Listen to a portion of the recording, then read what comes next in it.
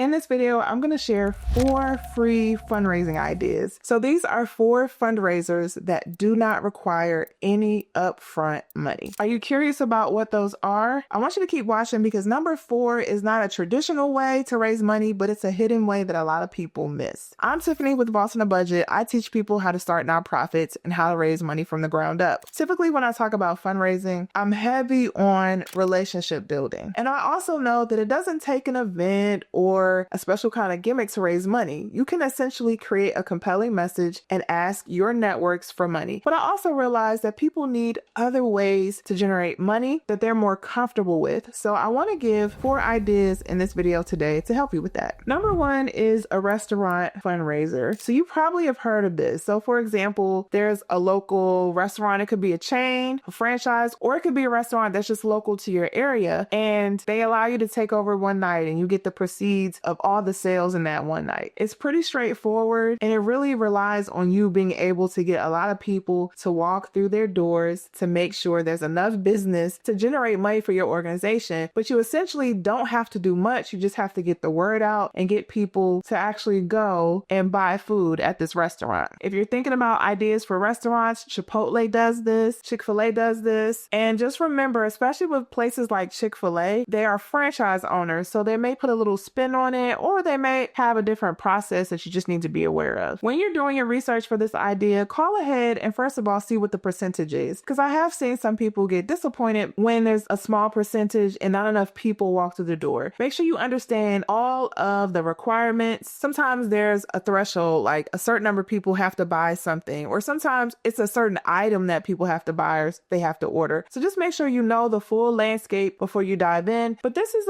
a really good low impact way of raising money for your organization. One of the organizations I coached in Wisconsin, hey Rita, shout out to Rita Key. They have what's called like a Scoopy night, and it's a local organization where people come in to buy ice cream and they actually participate and volunteer with the Scoopy night, which is a little similar to what I'm going to talk about with point number 2. But there's a lot of opportunities to do this and try to be creative. Get to know the managers, talk to them about what makes sense for the type of business that they have and the type of customers that they have. Number 2 is volunteering at stadiums. Now, this only really applies to people who are typically close to urban areas because that's usually where stadiums are. And it's usually the football stadiums that do this, but it may be other sports teams too. But for this fundraiser, typically they will allow a nonprofit to come in and they will volunteer with concessions. Now, they will either give proceeds from the sales from the concessions, or they may give a certain amount of money per volunteer that participates. It just all depends. But this is a fun way and an engaging way to get people involved to raise money for your organization. Here are a couple of examples of stadiums that do this. The US Bank Stadium, where the Minnesota Vikings play. I know in my home state in Maryland, where the Commanders Stadium actually is, it's not in DC, they do this as well. The Mercedes-Benz Stadium in Atlanta, the Bank of America Stadium for the Carolina Panthers. So just check out your local stadium or your local sports team and see what they offer to allow nonprofits or local groups to come in to raise money. Now, just keep in mind that you do have to bring a lot of people. So if you're an organization and you don't have a lot of people or access to a lot of volunteers, this may not be the best fit for you. And you also have to remember that this is a pretty huge time commitment. And also you may have to do this multiple times in order to access the benefit or to access funds. So just keep that in mind as you're deciding whether or not to do a fundraiser like this. Number 3 is an online t-shirt fundraiser. And this is so great because you don't have to put any money up front in order to make a sale. You can actually design a t-shirt and you can print out a flyer or show people a customized t-shirt and they can buy without you paying anything, without you giving up one dime. And it's great because you also don't have to store them. You also don't have to find a printer and go through that process. There are companies that will handle your design, handle the ordering process for you, and send them out to people for you. This is called print on demand. They will do this for you and you don't have to be a part of the process at all. Now, in exchange for that, there's quite a bit of money involved for them to do that. So your percentage may be a little low. So if you sell a t-shirt for $15, you may only make $5 from that t-shirt sale. So just keep that in mind, but you can always customize the price so that you can get a profit that makes sense for your organization. And also keep in mind, you got to make sure people actually want t-shirts. You have to make sure there's a market for the t-shirt, there's a market for the design, but there are some nonprofits that are made for this. business. Maybe you're really good at branding, or you have like a tagline, or maybe you're like an arts nonprofit and you have certain designs that your participants have done and you want to put them on a t-shirt and you want to use that for advertising. It could be anything. This is a good source of money for those kind of nonprofits, especially if you have a market or an audience of people who would be really, really excited to buy those t-shirts. So one of the most prominent companies that I know of that does this is bonfire.com. So go ahead and check them out and check out their reviews to see if that's a good fit for you. But don't just make it about t-shirts. You can also do things like socks. So I have the pleasure of meeting the CEO of Elite Sports Socks, and she was a great fundraiser, and she created a company to help people make customized socks that they could sell to their audience or to their community members. Now, she got started because her kids were playing sports and she had the idea of creating these socks and started selling these socks and was very successful. Now, you may have to pay up front though. This isn't necessarily free. You may have to pay up front to get the socks, but you can sell them and get whatever profit and set whatever price that you want. There may be a minimum order that you have to think about. And even though this idea in particular isn't free, I just wanted to throw it out there as an option that you don't just have to do t-shirts. And finally, number 4 is a hidden way for you to make money that doesn't require you to do much, but it's not necessarily traditional fundraising as what I've talked about in the video already. And it's matching gift programs. So there are a lot of employers that will match donations from their employees, but you may be completely missing out on this fundraising source simply because you do not ask or you don't even realize it's a thing. But a lot of people who work for corporations may even have this benefit and they don't think about it until they're reminded. So here's some things you want to think about to capture that money and to make sure it's not lost. Sometimes your donation platforms will have a matching gift search tool that you can embed in your donate screen that people can search while they're donating money to see if there's a match. Or right after they donate, they can search and see if there's a match so you can claim that donation for your organization. Also, you know what works? A good old-fashioned follow-up email or follow-up conversation asking, hey, does your employer match donations? That's an awesome way to find out if you can get a match. And there are also companies like Double the Donation that have a database of employers that provide matches, and you can subscribe to their service to help claim all of those match gifts that you may be missing out on. And the point of this one is just to avoid leaving money on the table. It does not require a lot of work, but it's something a lot of people either forget about or don't realize and don't maximize the idea. So those were 4 free fundraising ideas. They don't require upfront costs as a way for you to make money. In a previous video, I also talked about an envelope fundraiser, which is a neat way if you're having some kind of event to raise money. You can raise up to $5,000 or more. If you're interested in a kit I put together to raise money using that kind of fundraiser, comment envelope below and I will send you the link to that kit. And also at the end of this video, I'm going to link you to the video where I explain it so you can learn a little more. If you need help starting your nonprofit or learning how to raise money, visit me at bossonabudget.com. There are plenty of resources there for you. Thank you so much for watching, and I'll see you in the next one.